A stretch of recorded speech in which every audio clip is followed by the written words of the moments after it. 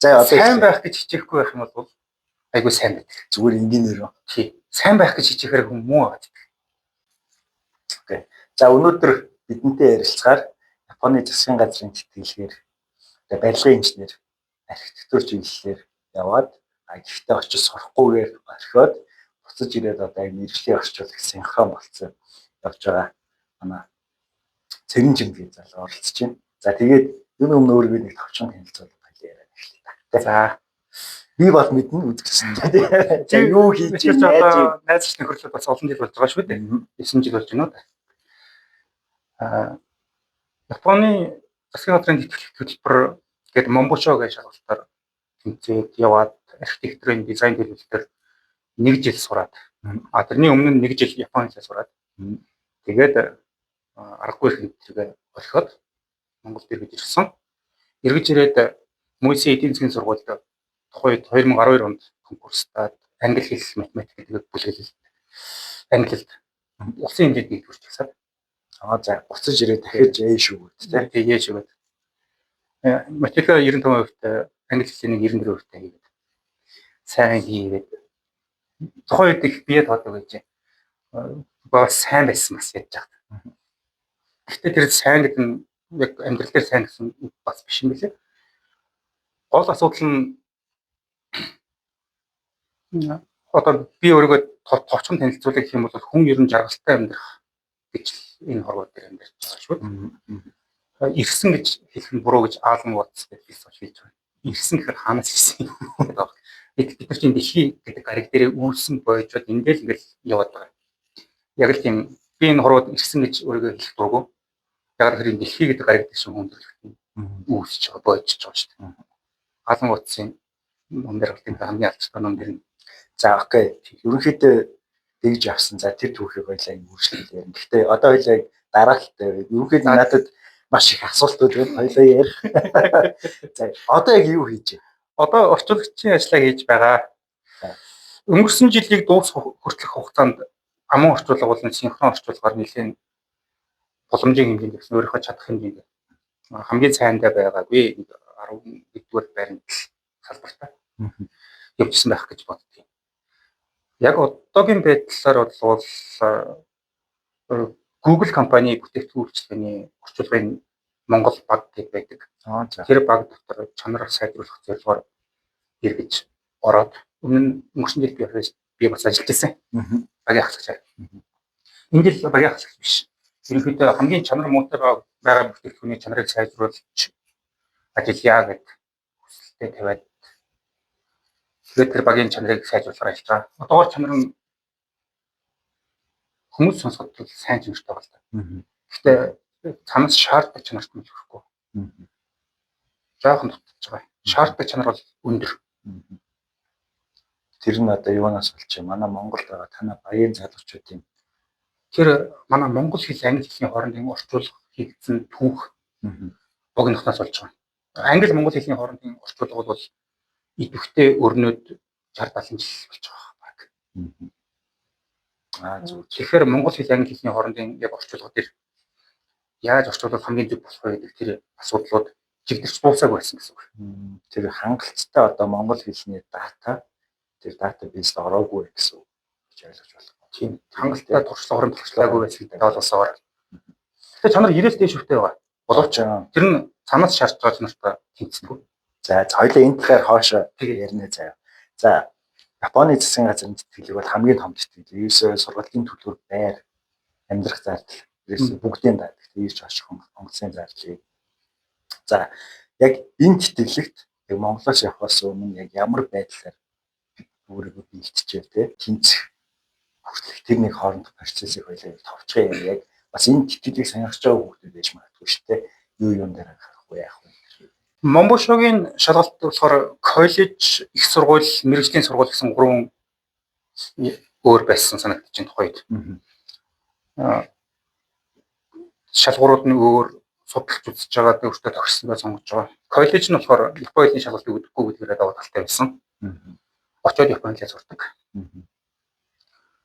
Бэлтгэхт бол мэдээж математик, физик, хим өөрийнхөө сонгосон хичээлээ ойлгодог, мэддэг болсон байх хэрэгтэй.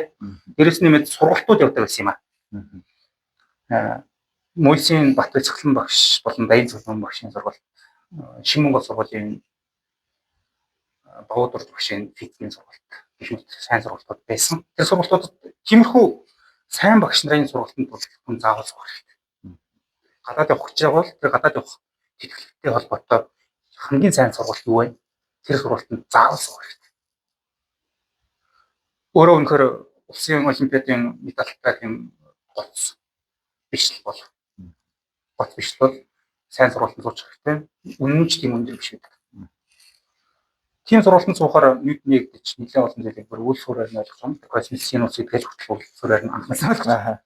Тэгэж сургалтанд суугаад бэлдээл бас өөрөө бэлдэн өдөр болгон бэлдэн хагас бүтэн цанаач зориулна. Гэхдээ зовлонтой биш ээ. Ажлын бэлдсэн гэсэн шөнө өрөө суудаггүй байсан. 29 цаг 9 цаг 30 минут гэж унтаал өглөө нэг 3 цаг 4 цаг гэж хэлдэг. Тэгээд бэлддэг байсан. Нэг жил хөрөхгүй хугацаанд бэлдсэн. Тэгээд чинь давхар Япон хэлийг үзэж байгаа тийм. Үгүй. Монголчууд бол Япон хэл үзэх шаардлагагүй байсан. За. Зарим англи хэлтэй. За тэгээд тэнцээд явсан. Очоод утгагүй буцаад ирсэн шүү дээ. Яг ямар хүлээлттэй очсон чинь юу болоод тэгээд бас том тэтгэлгийг орхиод Монголд буцаж ирсэн. Намайг Японд очих үед 2011 оны тухайн ханшаар бол $2000 тэтгэлэг. $1400 тэтгэлэг байсан. Тэгээд бүх юм асуудалгүй мөнгөтэй болчих чинь сурахад асуудалгүй байр саваа төлчих чинь тэтгэлгээс мөнгө илүү гарч чинь. Тэгээд сургуультаа сурч болж чинь. Гэхдээ Япон хэл хичээл үзчихсэн. Би Японд очихдоо англи хэлийг бол нэлээд сайн төвшөнд хүртэл үзчихсэн байсан. Тэр англи хэл манад баг хэрэглэв. Хэвээ би тухайн үед Америк ч юм уу, Австрали ч юм уу, Англи ч юм уу, англи хэлээр сурдаг сургууль руу явсан бол суралцаа төгсөх байсан. Хэлний бэрхшээл авах. Японд очоод эхний нэг жилдээ Япон хэлээ үзээд N2 гэдэг төвшөнд бол хангалттай орж байгаа. N1 рүү би шалгалтыг 2 оноо дутаад шалгалтнаас өнжсэн. N1 рүү. Тэгэхээр хэлний бэрхшээл их хэцүү. Гадаад сурах. Огт өмнө нь баг мэдгүй байсан хэлээ очоод сураад өргөжлүүлээд их сургууль дээд боловсрол эзэмшнэ гэдэг аюу хэцүү юм билээ. Тэгээ энэ хоёр гэдэг чинь бас нэлээд дээрээсээ хоёр бас өндөр шахны юу тийм нөхцөл байсан ч гэсэн хичээлүүд ойлгохтой нэлээд өндөр. Ойлгох өндөртэй. Шалгалтаа өгөхөд ханзаа алдаж бичснээс болоод хариулт маань нэрээ буруу болох ч юм уу. Тиймэрхүү асуудлууд гардаг. Зарим коллежид нэгдэг. Тэгэхээр буцаж ирэх гэсэн шийдвэр гадаад оюутны холбоотой. Гадаад оюутан гэж харж үздэг коллеж би, харж үздэггүй коллеж гэж бас би. Тэр намтад зантаа бодох хэрэгтэй юм шиг байна. За тэгээд буцаж ирээд Мойс сурсан тийм. Мойс сураад нэг жил сураад орхиод за тэгээд тэрнийхээ дараа яг одоогийн хийж байгаа карьер руу орсон гэсэн. Энэ бол ямар зорилготой байж байгаад ингээд Монголд бас сургуулаа орхиод гол асуудал нь болохоор энэ их юм. Японд би архитектурын дизайн төлөвлөлтөөр сурахаар очичоод тэр мэргэжлийг би сонгохдоо бодож байгаа сонгоцсон байгаа байхгүй юу? Бодцоод мэдчихэж байгаа юм өөрөө би гэдэг хүн хаашаа тэмүүлдгийг юу хамгийн сайн чаддгийг гэдэг дээр тулгуурлаагүй. Нэг зүйлийг сайн чадсан хүн нөгөө зүйлийг сайн чадах аюу амархан байдаг. Би англи хэл монгол хэлэндээ маш сайн байсан. Алиалангаар мэдлэгээр нь тогтмол ордог байсан. Тэрэн дээр үндэслээд математик физикийг ойлгоход аюу амархан байсан. Нэг зүйлийг чадсан хүн нөгөө зүйлийг шалгахад аюу амархан байдаг. Суралцах арга барилаа орчиж яг гэсэн үг тийм. Яг тийм. Тэрэн дээр хүн төөрчж байгаа юм. Тав дахын бүсээсээ гарыг чадахгүй зүйл дээр өөрийгөө сориод үзье гэдэг үднээс буруу зүйл хийж байгаа. Би болохоор бүтлгүй жишээнүүдийн нэг шүү дээ. Манай нэвтрүүлгээр орж байгаа. За тэгээд эн чинь бизнесээр сурж байгаа ашигтай яг орчуулагчийн чиглэлээр явах болсон шүү дээ. Тэгэхээр яг өөрийнхөө нөгөө чаддаг, сайн мэддэг одоо англи хэл байгаа шүү дээ. Яг тэрэн дээрээ тулгуурлаад за би энэ тал руу явбал зүгээр юм байна гэдэг карьерээ хөөсөн гэсэн. Тухайд өөр арга байгаагүй гэсэн. Өөр арга байгаагүй. 10 жилдээ сурсан чадсан ганц зүйл маань тэр сургууль төгсч чадаагүй. Мөст орчоод Японд сургуулаа хайж ирэхдээ би гэрийнхэнтэйгээ нэг зүйл орчоо. За, нэмж ямар нэгэн дэмжлэг авахгүй. Ямар сайн болсон. Тийм одоо би бие данаа. Тэгээд ирээд бизнес хийнгээ сурч үзсэн. Бас янз бүрийн цагийн алтурны ажлууд ингээд сурч үзээ. Ялчгүй хэцүү. Монгол хэлэхгүй ер нь хаан хэцүү байх. Аав ээжийн дэмжлэггүйгээр сурах чинь тэтгэлэггүй тэгээд төлбөрөө төлсөн тэрийг олон хэлж ялч хэрэгтэй байна тий. Тэгээд 2012 онд би Моист орж ирсэн. Тэр үед үндэсний хэмжээний тэтгэлгүүдийн талаар мэдээллийг би бас өөрөө хайгаагүй мэлээ. Ховор байсан гэхдээ байсан. Яга хайгаагүй вэ гэхээр дургуул байсан болоод хайгаагүй гэж тараа штэ. Хүн чинь ер нь штэ хийгсэн юм а хийдэг амтан. Тэр нь юу ч ясаа хамаагүй хийгсэн юм а хийдэг л амтан баггүй. Хийхгүй байна гэдэг чинь хиймээргүй л гэсэн үг штэ. Тэр мэрэгчлэр сурах сонирхолгүй. Тэгээд эдийн засгийн сургуульд орсон. Эдийн засгийн онлайн хичээл дээр алдагдсан боломжийн өртөг гэдэг хичээл орсноос хойш би тэр хичээл дээр ахиж сууг. За алдагдсан боломжийн өртөг гэдэг нь болохоор одоо хийж байгаа зүйлээ орхиод өөр зүйл хийх юм бол эдийн засгийн үед ямар ашигтай байх вэ гэдгийг тооцооллыг заадаг. за Тэр тооцооллын аргачлалаар нь би тухайд 9 сарын 25-ны мав хэлцэл байсан да. Моист ороод нэг 25 сонжсэн.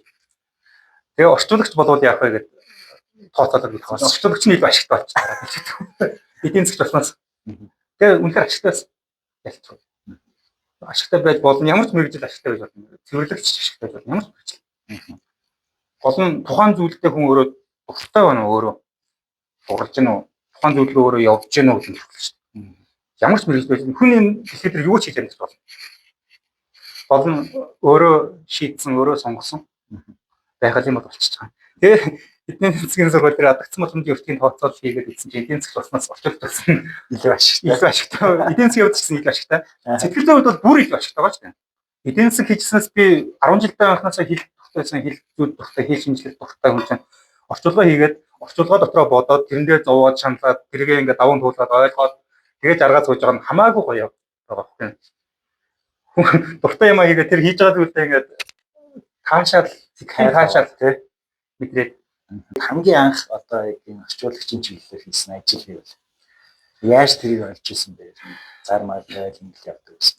цагийн ажил янз бүрийн ажил хийсэн. Ногоо ялгах, ногоо зөөх, айлын хашааны зэрлэг зулгах гэх мэт.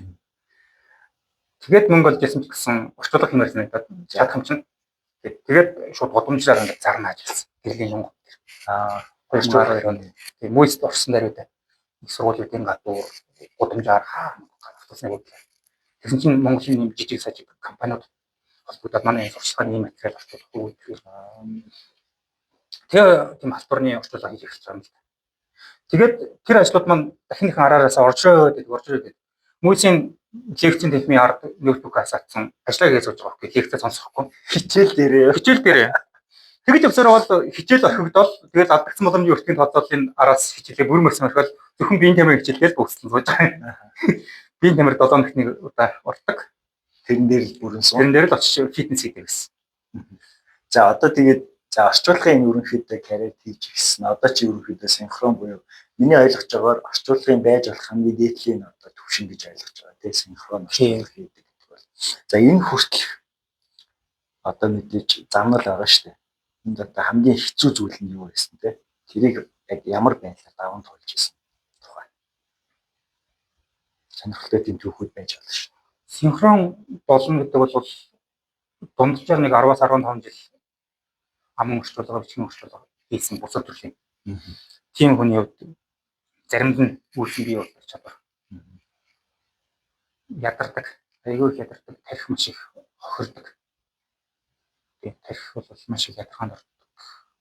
Дараа нь бүтэмж, ажлын бүтэмж маш их ундаг тийм ажиллалтай. Тийм болохоор айгүй өндөр үнэтэй байдаг. Синхрон болох магадaltaй байна да гэж бодож байсан. Тэгээ үзсэн болоод тийм олон цаг синхрон хийгээгүй. Би тийм Монголын синхрон орчуулгын салбарт шилдэг 10 хүний нэг юм биш. Нэг хичнээн хүмүүс явж байгаа байсан. Нэг 50 хүн байгаа хаа. Тийм. Ер нь тийм хөл хамгийн дээд хязгаар дээр гэсэн шүү дээ. Хамгийн өндөр. Зарим салбарын зүйлийг бол маш сайн чадна. Зарим салбарыг чадахгүй гэх юм асуудлуудаас гардаг. Синхрон хийнэ гэдэг бол ерөөсөө тухайн салбараа нэгэн сайн мэдсэн, судалсан, уншиж судалсан, дээрэс нь тэр салбарт маш олон төрлийн орчуулга хийжсэн хүний хийдэг ажил. Тэгэхээр маш олон төрлийн мэдлэг юм мэдчих хийх шаардлага үүсэж байна. Тэгэхээр одоо синхрон бол хүн юм ярьж байхад чи бол яг дагаад орчуулна тий. Яг монголоор ихтэй англиар орчуулна. Эсвэл хэсэг юм. Яг одоо надад айгүй сонирхолтой сайн. Яг тэгээд орчуулгыг тэгээд хийхэд яг чамаас ямар чад маш хурдан одоо сэтгэх аль эсвэл тэр дунд чинь зарим нэг үгөө мартах ч юм асуудал гарна шүү дээ. Тэр зүйлүүдээр ямар хөө маневр яаж хийдэг вэ? Гол нь ер нь бол гаргаж байгаа нүгөө санааг нь аль болох зөв илэрхийлэхээр явдаггүй энэ нь ямар хөө байлаа. Гол утгаа алдаж болохгүй. Тухайн үйл ажиллагааны гол зорилгыг мартаж болохгүй. Тэнд яригдж байгаа үүсэж байгаа харилцан яриануудын гол агуулгыг нь огт алдаж болохгүй. Үг алдах бол асуудал биш. Яг тэгэхээр ойролцохдоо өөрөөр бас хэлж болно. Үгэж баг мартаад байхгүй тийм. Ерөнхийдөө тэгээд юм хайп реактив буюу хит идвэхсэн тийм үстэй төлөв байдал. Хүний тарих орчихсон байж идэг. Синхрон орчуулга хийх бол хэцүү гэхдээ чадчихвал хийж болдог. Тэгээд хүн болгоны хийх орчуулагч хүн болгоно тийм. Тэгээд орчуулагч хүн зөрөөж хэлэхэд хийх албатаач бас биш шүү дээ. Тэгээс сонирх одоо үнэхээр хиймээр байгаад нөгөө хорол төрөөд холхоо нь хөдлөөд байвал ийшээ зорно гэхээс би бол нэг хий гэж бас их бодохгүй байсан. Тэгээд цаашдаа ихтэй хийх хорхоо бол байгаа. Гэхдээ одоо нас арай болоогүй. Дахиад нэмээд ур чадвараа сайжруулж байгаа дотны 3-4 жилийн дараагаас бүрэлдэхүүн сайн хийдэг болох байх гэж бодож байна. За ур чадвар гэхээр яг синхрон гэхэд ямар юм ур чадвар байлаа шүү. Тас гэдэг. Яг зөвлөн ур чадвар байл эсвэл ер нь ямар төлөв маш зөвлөн ур чадвар хэрэгтэй. Тухайн хэлний өгүүлбэрийн найруулга цаана явж байгаа нарийн хөг айс англиар нюанс гэдэг нь байна шүү дээ. Тэрийг маш нарийн төвшөнд ойлгодог болсон хойно синхрон хийж эхлэх юм. Одоогор бол би тэгж чадаагүй байгаа юм байна гэдгийг мэдээд байгаа. Өдөр болгон л мэддэг. Синхрон хийх бүрдээ мэддэг юм олон өдөр хийдэггүй ч гэсэн. Айгүй хэцүү ажил. Тэгэхээр англи монгол хэл аль хэлийг нь бүр ингээд дотроо ингээд өөрийнхөө оршихугаараа мэдэрдэг болсон хойно хүн синхроныг хийвэл илүү жаргаж бас илүү үр дүн сайн. Тэр болтол их удах юм билээ. Монгол хэлийг хүртэл бид нэр бүрэн гүйс эзэмшээгүй байдаг шүү дээ. Зүгээр л фэйсбુક дээр ороод ямар нэгэн постны дор комментуудын өгүүлбэрүүдийг нь хараад найруулгыг нь бодоод үзэх гэх мэт. Яг өөрийгөө одоо бүр дараагийн төвшөнд илүү сайжруулах нь хөгжүүлж байгаа гэсэн шүү дээ. Яг ямар байдлаар хөгжүүлж байна? Фэйсбુક дээр гадаад философийн подкаст эсвэл лекц өчөөд дагаж синхрон орчуулж шууд. Монголоос одоо Мол Эрдэнэт баг шиг тэр хүний яриаг тавьчаад бас англи руу орчуулж үзэж байна. Гудамжаар гүн утгатай ярианууд ясал хийж байгаа юм шүү дээ. Гудамжаар явж байхдаа утсан дээрээ тэр яриаг тавьчаад чихэн дээрээ барьчаад синхрон орчуулаад алхаж байгаа. Ганцаараа явж байхдаа. Тэгээд дэлгүүрлээ ч юм уу зах руу явах та. Тэр хооронд чинь 15-20 минут явах хооронд хангалттай бэлтгэл болчихдог. Гэтэ ядарна. Гэтэ бэлтгэн. Энэ мэтэр бэлтгэхээс гадна тэр хэлний цаад хамгийн нарийн шин чанарыг нь бүрэнгүйцэд ойлгох юм гэж явж байгаа. Одоо тэгэхээр бүр судалгаа хийн гэсэн үг. Яг англи хэл гэж үзвэл яг энэ хэлний одоо үүсэл хөгжил тэр тал руугаас нэлээд сайн мэдрэх хэрэгтэй гэсэн үг шүү дээ. Ямар үед энэ үг ашиглагддаг гэх ч юм уу тийм. Яг тийм үнсээр нь яг тийм. Тэгээд тэрнтэй холбоотойгоор нэг сонирхолтой жишээг хүмүүс зөвлөд хэлэхэд ямар ч англи үгийг аваад Google дээр оруулаад word origin гэж бичээд үгийнхэн гарал үүслийг харж болно. Тэр үг нь анх аль хэлнээс орж ирсэн үг юм. Ямар үгнээс үүсэлтэй юм гэдэг нь харагддаг. Гэх мэтэр харчих юм бол нөгөө шинэ үгээ хүн илүү хурдан сайн зээлдэг. Жишээ нь ambulance гэдэг чинь түргэний хэрэг. Ambulance гэдэг үг чинь латин хэлний нэг амбуларе гэдэг үгнээс үүсэлтэй юм л би зөвлөж байгаа юм мэдэхгүй. За амбуларе гэдэг нь ингээд явах гэсэн үг юм. За латин хэлээр тийм хөдөлгөөн хийж явах, хөлөөрөө явах. Тэгээд ambulance гэдэг чинь түргэний хэрэг болцсон. Яагаад гэхээр явж очиад хүчнээ авдаг. Гэтэл манад бас нэг үг гэдэг амбулатор гэдэг. Тэ. Имлэгийн амбулатор бол хүмүүс өөрсдөө явж очиад үйлчлэх газрыг амбулатор гэж байгаа шүү дээ. Тэр нь ambulatory гэдэг бас нэг язгууртай. Язгуур нь адилхан юм байна тий. Тэгээд гэрээ баримтч ч юм уу эсвэл ийм тунхаг тогтоолын өмнө preamble гэдэг өмнөтгөл үг. Preamble гэдэг нь pre гэдэг нь өмнөх, amble гэдэг нь бас нэг амбулаторийн amble гэдэг байгаа байхгүй. Амбулари гэдэг үг. Яг ингээд үгийн гарал үүслийн хөвөнгөт тэр үгтэй холбоотой англи хэл дотор байгаа бусад үгнүүдийг нь ойлгох хэрэгтэй. Гэх мэтээр тухайн хэлний бүр нарийн зүйл рүү нэвтэрч ордог. Бүр нарийн орох юм бол энэ бол зарим хүнд айгүй тэнэг сонсогч магадгүй гэсэн ийм зүйл бас байна гэж бодож байгаа юм. Англи хэлний ST үсгээр эхэлж байгаа үгнүүд ингээд хатуу, хөдөлгөө, ширүүн гэж бодох хэлэх. Sting хатах, stone ч бол stone зух, stack гацах, strong хүчтэй. Гэх мэтээр бүр авианд очих нөхцөл бодгоо. Монгол хэлэн дээр их тодорхой байдаг шүү дээ. Базараар орчих багшийн монгол хэлний ном дээр байдаг юм да. Ис үсэг бол салхи гэж. Салхи гэдэг үг ис үсгээр эхэлсэн бол тохиолдлын хэрэг биш юм аа. Салхи гэж зурдаг шүү дээ. Тэгээ салхи гэж. Шуурга гэдэг үг ис үсгээр эхэлсэн тохиолдлын хэрэг биш юм аа гэж байгаа. Тэр багшийн хэлж байгаа. Үнэн шуурга. Авиан дотор хүртэл утгах явж байгаа учраас энийг хүртэл барьж авч ойлгож эхэлсэн хойноо тухайн хэлийг өөр юм болгож бүрэлдэхүүн баг тусандаа шингээж авчих гэсэн үг тийм. Дүүвэн дуу чинь ягаад дүүвэ гэж нэрлэгддэг вэ? Зөөлхөн сонсогч чинь тийм ээ. Гэх мэт. Авиан дотор хүртэл утга явждаг. Айгүй сонирхолтой юм. Тэгэхээр ер нь ямар ч хэлийг сурсан бай. Одоо энэ чиглэлээр ажиллах байгаа хүмүүс ер нь бол өнөхий зан чанар нь илүү зүйлийг өв үнсээр нь судалдаг байх тийм. Одоо тэгээ оролдох илүү сайн хийх ч юм иймэрхүү ерөнхийдөө зан чанар байх ёстой гэж тааж шүү дээ. Яг тийм. Ямар ч салбарт, ямар ч мэргэжилтэй байсан тухайн мэргэжлийнхээ яг үндэс суурил нь өнгийсэн байдлаар явж явах гоё. Би нэг 3-4 жилийн өмнө дэлхийн санхүүгийн түүхийн музейгээд Монголд байдаг. Ганц зэрэг багшийн музейд очиж ирсэн. Тэнгүүт тэр Голландын хөлөг онгоцны компани түүх энэ дээр байж байгаа жишээ. Санхүүгийн түүх судалдаг хүмүүсийг бол тэр маш том суур мэдлэг болж байгаа. Тэрийг мэдгүйгээр хүн санхүүж хийж явах бол бүр ямар ч боломжгүй. Сайн санхүүж хийж явах маш боломжгүй. Үүсэл гарал хаанаас эхэлж юу болчих вэ? Ямар ч салбарын үед бол бүр үүсэл гарал ингээд хөөх юм бол бүр нарийн мэдж болдог. Бидний мэдж байгаа зүйл тодорхой байгаа. Мэдгүй байгаа зүйл рүү дахиад орж болно. Тэр нь хамгийн гоё юм шүү дээ. Ямар ч мэргэжил байсан бүрий дүгэн рүү ороо шүү дээ. За окей. Ерөнхийд нь бол яг энэ мэргэжилтэй холбоотой юм юм ярьчлаа. Одоо сүүлийн үед нөгөө технологи бүх салбарлаа хүчтэй орж ирж байгаа шүү дээ. Яг танай салбарт яаж төвлөрч байна? Энэ мэдвчтгээс нь үзүүлж байна. Монгол англи хэлний хооронд бол нэг биш байна. За хоёр өөр овгийн хэл. Англи Франц хэлний хооронд бол автоматар синхрон орчуулдаг гэсэн байна. Одоо Монгол ч гэсэн англиас монгол руу эсвэл хятадаас монгол руу ч юм уу зөндөө тийм төхөөрөмжүүд байдаг шүү дээ. Тэд нар бол яг автомат зөв бол орчуулах чадахгүй. Одоохондоо чадахгүй. Дата ихсээд тэр хоёр хэлний хоорондын орчуулгын талаарх өгөгдөл мэдээлэл хангалттай их хэмжээнд очсон хойно алдаа багтаа орчуулах байх. Технологийн өөрчлөлт бол орчуулгын салбар бол мэддэхгүй байгаа. Гэхдээ бичгийн орчуулга хийж байгаа хүмүүсийн анзаараад байхны ялангуяа монголоос англи руу орчуулах үедээ химэл оюунаар ч юм уу Google Translate-ээр орчуулсан гата тэрэн дээр өөрөө редактор байдлаар ажиллаад илүү сайжруулсаад ажиллаж байгаа тийм юм харагдсан. Би өөрөө ганц хоёр ажлыг тэгж хийж үзсэн. Боломжтой юм билээ.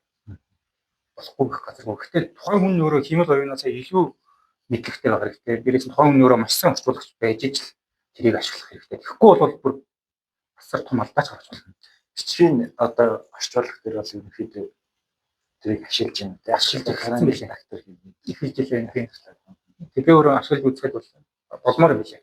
Гэхдээ өөрөө маш сайн орчуулдаг байж ижил тэрийг ашиглах хэрэгтэй. Тэгэхгүйгээр өөрөө хангалттай хэлээ мэдэхгүй байж тэгж орчуулах юм бол алдаа маш их гаргана. Тэгээд гаргасан байгаа орчуулгуудыг би бас харж ирсэн. Тэнд харж ирсэн. Одоо англиас монгол руу орчуулж редактор хийж байгаа ш. Тэнгүүт одоо хөвчлэн хүмүүс монголоос англи руу орчуулаад ингээд аваад шууд ингээд хуулаа ашигладаг ш. Тийм.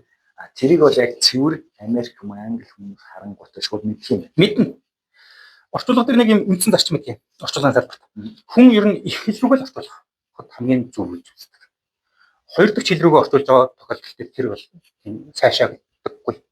Буюу монгол номыг англи руу орчуулахад англи хүн орчуулах хэрэгтэй. Англи хэлтэй хүн төрөл. Монгол хэлийг сүүлд сурсан. Гэхдээ англи хэлний өөрийнх нь унган хэл. Эсвэргээр англи номыг монгол руу орчуулахад монгол хэлний унган хэл мэдээж монгол руу юу орчуулах.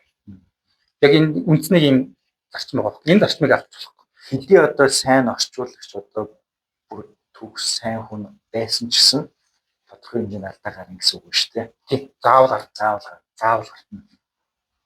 За ерөнхийдөө хоёр дахь сэдв бол бийл болох нөгөө англи хэлтэй холбоотой сэдвүүдийг ярих гэж бодсон. Жишээлбэл ямар арга барил яаж ашиглах. Сая ерөнхийдөө чи дурж тиччих боллоо. Ерөнхийдөө иймэрхүү байдлаар англи хэлийг сайжруулах юм гэдэг.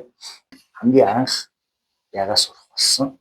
Тэнгүүтээ яг тэр англи хэлийг сурахад юу үзүүлчихсэн тэр. Энэ бол бүр ихнээс ингэ харцсан байсан. За би ерөнхийдөө англи хэлийг ер нь сурах шаардлагатай байна. Тийм болж гэдэг ч юм уу. Тэгээ бүр аль эртнээс ингэ асын хараатай байсан уу эсвэл тохиолдлоор нөгөө хичээлдээ сайн байсан болохоор шууд хэвчнэ. Хүнд хэлхээс ичмэрч юм шиг эсвэл энгийн юм л доо. Энэ дээр нэмээд хоёул нэг арга байлиг. Манай ээж маань 4-р анги төгсхийн өмнөх нь нэг удаа хэлжсэн. Ээж нь бол ингэж өртөл болсон нөхтэй хүн та хэдийхээ дээд боловсрол бол дэм болж чадахгүй хаа. Хэцүү байна. Тэгэхээр одооноос энэ бодлоготой байгаараа онд сураад ямар нэгэн боломж нээлэх хаа. Ямар нэгэн хичээлтэй маш сайн авах хэрэгтэй. Тухайд би математикийн олимпиадад ордог хүүхэд байсан. Гэхдээ амжилт гаргаж чаддаггүй. Сайн амжилт гаргаж чаддаггүй. Тэгжэл миний сайн байцаахан англи хэлний олимпиад хэлдэг нэ. Зургуун гэсэн чинь тэнгуү тэр охинтойгоо ойрхон байж нэг арай олон өдөр царайг нь харж байгаа шүү дээ. Би их сайн өөрөө тоглох байгаа гэсэн. Тэгэл англи хэл гэж хэлсэн. Би англи хэл сурах. Тэгснэ бас зурагтаар сонсч ирсэн. Нэг дэлхийн хэл мэлгээл юугаач мэдээ зүгээр олон сайн охины олон өдөр харна. Хажууд нь байж. Тий, дээр нь нэмээд ээж нь захиасаар аль нэг хичээлдээ үнэхээр сайн байх хэрэгтэй. Тэгэл дунд ангид орсноос хойш англи хэлийг 6 жил үзээд төгсгөл нь усын олимпиад бас хүрэл медаль аваад төгсчихсэн. Боломжийн сайн хэмжээнд эзэмшээд одоо манай 10 жил хэлцгээр англи хэл сурах жоо хүмүүс байгаа шүү дээ.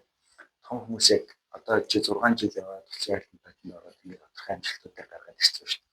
Чи өмнөөс нэг хайлт ирсэн нэг арга барил гээд нэг юмны арга барил олчулсан. Өвчнээр яг ямар арга барилсан бэ? Хэлийг сурсан нэлээд гурав.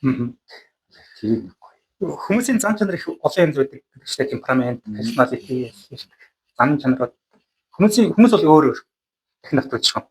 Тэгэхээр нэг хүний арга нөгөө хүний арга тохирно арга барил болж чадна гэдэг бол хэцүү боловч туршаалаа хэрэгтэй. Туршсаар гол өөртөө хамгийн тохиромжтой байгаа хүн бол англи хэл сурах маш олон арга барил байна. Чинийх яг юу вэ? Хамгийн үр дүнтэй чиний яг энэ би яг энэ ч нэг арга барил авсан байна. Минийх бол том зургаар нь харах хичээл байсан. Тухайн хэлний онцлог өгүүлбэрийн бүтцийг том зургаар нь хараад ерөнхий зүй тогтолцоог нь олж харахыг зорддог байсан. Тэгээ монгол хэлний өгүүлбэртэйгээ дандаа харгалзуулж хардаг байсан. Дээрэс нь шинэ үг зэрэглэхдээ бол хүчнэддэг байсан. Хүчлэг болж. Тэр үгээ дахин хэлнэ 10 секундын хугацаанд тэр шинэ үгийг хүн 10 дураж 10 удаа 20 удаа хэлж болдог. Шинэ кап гэх юм бол 30 удаа ч хэлдэг. 40 удаа ч. Тэгвэл нэг автоматар 40 удаа тархиндаа кап гэж сонсчлоо дараа нь чинь аяга юм байна. Цээжлэхгүй гэж яах вэ? Хүчилж байгаа байхгүй өөрөө тархиг. Өөр ингээд хүчрхийлж штэ. Өөрөөрөө. Одоо ингэ хэл сураа синхрон ингэ явж байгаа. Чиний хувьд яг энэ тархи судлал тал руугаа юм уншдаггүй яг хэл тал руугаа ингэ гүн судалдаггүй ерөнхийдөө судлахгүй. Тийм. Хэл сурахад гол нь хэрэгцээ шаардлага байгаа юм л да. Яг миний амьдралд яг юу хэрэгтэй байгаа юм бэ? Надад одоо юу хэрэгтэй байна гэдгийг ойлгочихсон байгаа хүн чинь ямар нэгэн байдлаар л аргыг олдог. Тэгэхээр арга барил судлахаас илүүгээр хэрэгцээ шаардлага тодорхойлох хэрэгтэй байна. Зарим хүмүүсийн хувьд хэл сурах шаардлагагүй байна шүү дээ. Гадаад явах шаардлагагүй байна. Гадаадд сурах шаардлагагүй байна шүү дээ. Гэтэл хэл сурмаар санагддаг. Тэр зүгээр хүсэл гэдгийнхэн байх юм бол явахгүй, амжилтанд хүрэхгүй. Зорилгоо тодорхойлох. Тэгэхээр хэрэгцээг тодорхойлох хэрэгтэй. Зорилгооч. Зорилго бол амьдрал тийм их том чухал зүйл юм биш. Хүний амьдралын зорилгод хөтлөхөөс илүүтэй хэрэгцээ нь их хөтлөх юм л та. Яг юу хэрэгтэй байна гэдгээ бодох хэрэгтэй. Өөрөөх нь одоогийн нөхцөлийг үнэлнэ. Би одоо яг ямар хүн нөхцөл байдал би хэн блэ? Би өнгөрсөн хэн байсан? Одоо хэн байгаа юм? Цаашдаа хэн баймаар байгаа юм? Гэдгээ ойлгоод надад юу хэрэгтэй байна гэдгийг ойлгочихсон хүн чинь хүчин чармал гаргадаг. Тэгэхгүйгээр хэл сурах гоё, эсвэл гадаадад сурах гоё, тэтгэлэг авах гоё гэдээ явах юм бол хол явахгүй хэцүү. Маш хуурхан төлөвлөлт юм бол юм. Түүнээс биш тэрний оронд бид нар надад юу хэрэгтэй байгаа юм. Яг одоо байгаагаараа явах юм бол юу болох вэ? Эсвэл эндээ жоохон нэмэлт хүчин чармал гаргуул яах вэ гэдэг олон юм л бодно л да. Бодох хэрэгтэй, бичих хэрэгтэй, унших хэрэгтэй.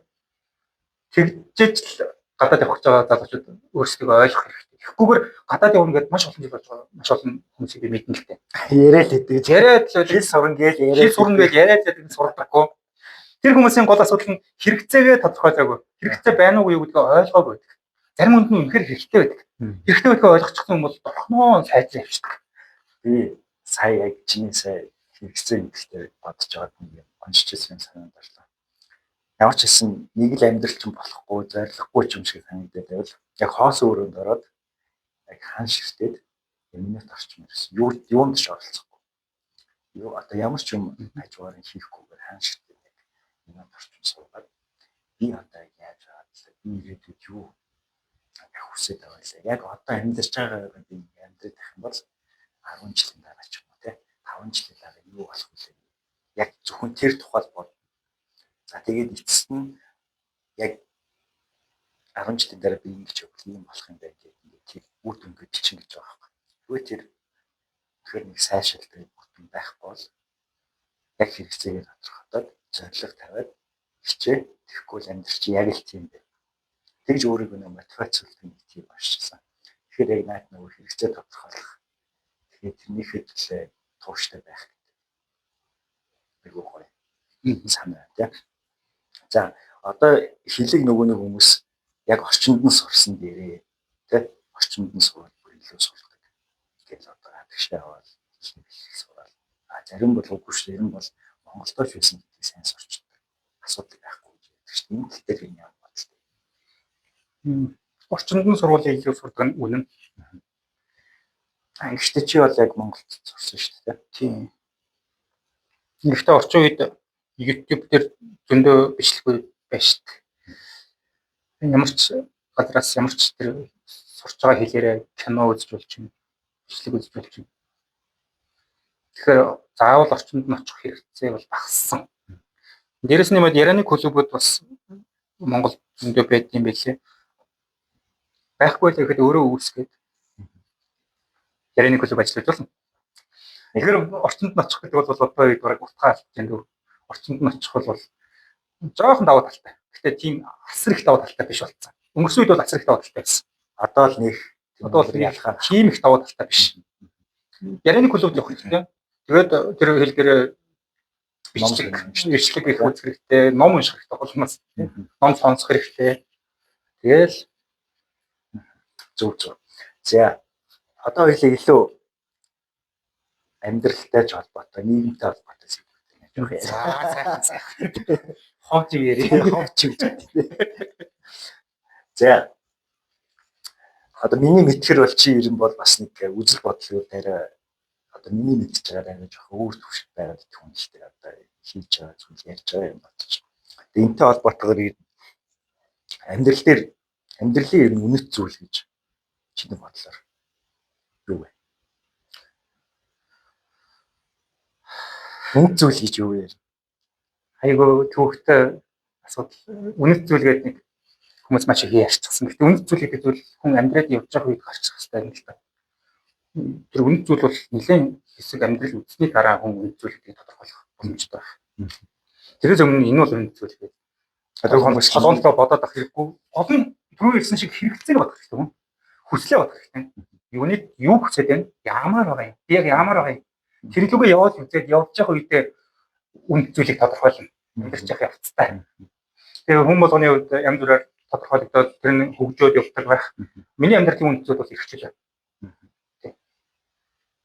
Одоо хүртэл амьдсан амьдралаа сархад эрхчлээ. Эрхчлөө хүссэн юм аа юм. Хөсөөмө хийх бас биш маа. Эрхчлөө хөсөөмө хийх биш. Эрхчлөө бол юуны өмнө ямар хариуцлага хүлээсэн бэ? Тэр хариуцлага хүлээж чадах чадал. Тэгээд үлдсэн цагт нь юу ч хийхгүйсэн ч болно. Юу ч хийхгүйсэн ч чөлөө гэдэг чинь юм хийх тухай биш шүү дээ. Чөлөөтэй байх тухай байхгүй. Миний эрх зөрчилдөхгүй. Тийм, миний эрх зөрчилдөхгүй. Би өөрөө чөлөөтэй байна. Чөлөө. Дээрээс нь би хүмүүсийн эрхийг зөрчихгүй. Бас хүмүүсийг чөлөөтэй байлгаж болж байна тийм. Хүмүүсийн амьдралд утгалтай байхгүй. Миний амьдрал хүмүүс утгалтахгүй. Дээрээс нь өөрөөсөө хамаатай байгаа хүмүүс хэрэгтэй зүйлд тустай байгаад хариуцлага хүлээгээд тэгэл эрх чөлөө гэдэг бол тийм. Идэвхтэй биш, идэвхгүй зүйл. Эрх чөлөө бол ер нь байж байхдаа сайхан, байхгүй бол айгүй зовлонтой.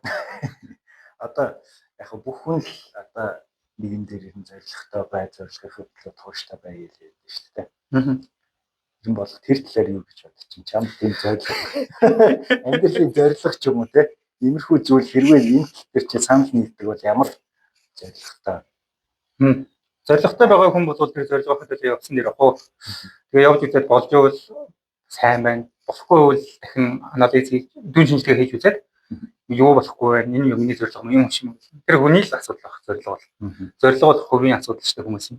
Зорилготой байх хэрэгтэй гэдэг сургаал бол би жоохон илүүцс байх гэж байна. Хүн зорилготой байх асуудалгүй шүү дээ. Энэ хүн зорилго тавиад зорилгоо гүйцэтгүүлвэл тэрийг амжилт гэж үзэх юм. Зорилго гэж гаргаж ирж тавихаас илүү над юу хэрэгтэй байгааг бодох хэрэгтэй. Асар юу хүсэж байгаагаа хэрэгцээ болон хүний хүсэл. Энэ хамгийн чухал. Зорилго бол зохиомжтой зүйл. Хэрэгцээгээ харна. Над юу хэрэгтэй вэ? Тэрийг яаж олж авах вэ? Би яг юу хүсэж байна? Тийшээ яаж авах вэ? Энэ дээр ажиллах хэрэгтэй болохоос биш. Зорилго гэж нэг холбоолоор байж тэгээд тийшээ явахаар жоохон сонирхолтой юм. Тэгэхээр тэр хэрэгцээ хүсэл нь тодорхой хэмжээний одоо алхамтай ч юм уу байх тий. Тэгээд эцсийн цэгийг нь яг хүмүүс тодорхой хэмжээний зорилго гэж дүгнээд байгаа. Тэгээд тэр бол бид нэг хийсвэр зүйл яриад байгаа. Эцсийн мөн чанартай бол яг хэрэгцээ хүслийг л маш сайн тодорхойлох гэж ойлгож зүг. Тий. Хэрэгцээ хүслээ тодорхойлох хэрэгтэй. Зорилго гэдэг бол ихэвчлэн бодлоо байх магадлал үүнтэй эрсдэлтэй зорилго бол айгүй эрсдэлтэй зүйл байна. Яг тэгэхээр зорилго жоохон холдчиход болохоор эрсдэлтэй болж байна. Хойрноос харах юм бол яг өөрийнхөө дараагийн чиглэлээ харж байгаа шүү дээ. За би ийшээ л нэг юмар. Тийшээ ингээ алхаа явж идэл яваад бодлоо. Алхмаар явж байгаа. Амжилт гэж хүмүүс одоо энэ залуучууд бүгд л ярьж байгаа шүү дээ. Амжилттай бай. Чи өөрийгөө энэ амжилттай явж байгаа бүгэн түр амжилтын талаар ямар амжилтын талаар үстэй мэдхгүй дээ. Баг байхдаа амжилт гэж их боддог гэсэн. Хоёр цагтаа эсвэл гэсэн. Тэгж бод амжилт чухал биш нэг жаа. Би ингээд хүмүүс ингээд өөрийгөө болон өрөөдийг бас нийгмээ зовоогоод байгаа жоохон сэтгэл хөдлөл гэдэг нь амжилттай байх хэрэгтэй. Залуу хүн зорилготой, залуу хүн амжилттай. Тэгж шаардаад байгаа чи өөрөө сонин юм шаардаад байна. Гол нь чи жаргалтай байна уу гэж асуух хэрэгтэй залуу хүн. Чи хангалуун байна уу? Ямар байгаа юм? Хаана байна? Чи байгаа газар хангалуун байна уу? Үгүй юм бол яагаад хангалуун биш байгаа юм? Бид нар дээр ажиллах хэрэгтэй болохоос тэр зорилго амжилт гэдэг зүйлсийг гаргаж ирээд байна. Эсвэл би үгээр тоглож магадгүй. Амжилт гэдгийг яаж тодорхойлох самаар юм да. Амжилт гэж яг хийсвэр юм шиг. Би ингээд аяхтай кофегаа уулаа. Чи над амжилтанд хүрсэн үү? Кофе уугаад амжилтанд хүрсэн үү? Амжилт гэдэг бол чадж байгаа зүйлээ хийж байгаа хүн ер нь амжилт гэж бодохгүй шүү дээ. Чадахгүй байгаа зүйлээ хийж байгаа амжилт. Чадахгүй байгаа зүйлээ ихтэй хүн хийж чадахгүй шүү дээ. Чадсан бол тэр чинь амжилт биш. Хүмүүс одоо жишээлбэл өдөө хүртэл зарим бизнесээ босгоод тодорхой хэмжээний ингээд ашиг орлоготой ингээд айтайхан явж байна. Тэрийг хүмүүс өөрөөхөд амжилт гэж дүгнээд байгаа шүү дээ. Юм бол. Тийм. Бизнес хийгээд яваад тийм синхрон хүртэл ингээд орчуулах. Тэгээд одоо ингээд өндөр түвшинд орчуулах гэж. Энийг хүмүүс бол тодорхой хэмжээний амжилт гэж дүгнэдэг шүү дээ. Юм бол нийтлэгээрээ тийм. Тэгхэл байх. Тэгээд ихтэй амжилт гэдэг үг үнэхээр ойлгохгүй. Амжилт гэдэг үг хүн хийж байгаа ажлаа чанартай хийн штэ. Тэгээд чанартай хийн хамгийн сайн чадхаараа л хийн.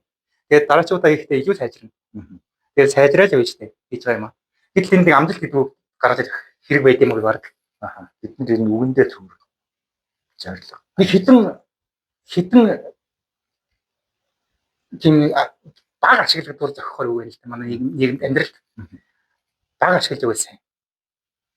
Баян ашиглаад байвал онцгүй. Хүний 100. Тийм өгнүүдээс л хол байвал амар юм да. Ерөнхийдөө өмнөхөө чанартай хийгээл за дараачих юм гарч бол дахиж чанартай хийгээл юм бол яг процессуудаа аягүй сайн хийгээд явж байгаа хэрэгтэй тийм. Түүнээс биш амжилт зорилго дэлхий юм өрөөдөл бусдад өөрийгөө харьцуулах бол нэг тийм бас таатай зүйл биш бас ойлгомжгүй гэж үзэж штэ. Яг тийм. Бусдад өөрийгөө харьцуулахаар чинь хүн зоод эхэлнэ. Шууд зоод. Гэрэн бол тийм. Маш амархан зоод эхэлнэ шүү. Чам тийм үе толгоч. Зөндөө байсан зөндөө байсан. За тэр үеийг ер нь яаж даван тулжсан? Сократ бол хэлсэн шүү дээ. За. Сократ бол гэсэн. Залуу хүн та царайгаа ойр орхинд талын тарж байвал зохиноо. За. Үзэмж дорой харагдаж байвал бишээ ингэс эхлээд үзэмж төгөлдөр харагдаж байвал тэр сайхан үзэмжээ илүү үйлдэлээр гутаахгүй байхыг хичээ. Үзэмж дорой харагдаж байвал мэрэгэн ухаан зурлцаа гэж хэлж байгаа. Дутгаа нөхөд хэлээ байна. Тийм байна тий. Ерөнхийдөө царай муутай байл илүү ухаантай болчих. А гэхдээ одоо царайлаг байлаа гэд ухаангүй байж болно гэсэн үг. Болдог ах уу? Гоё штэ. Гоё хаа. Тэгэл би 10 жил гэсэн тэгээд талын царайгаа харж ирсэн.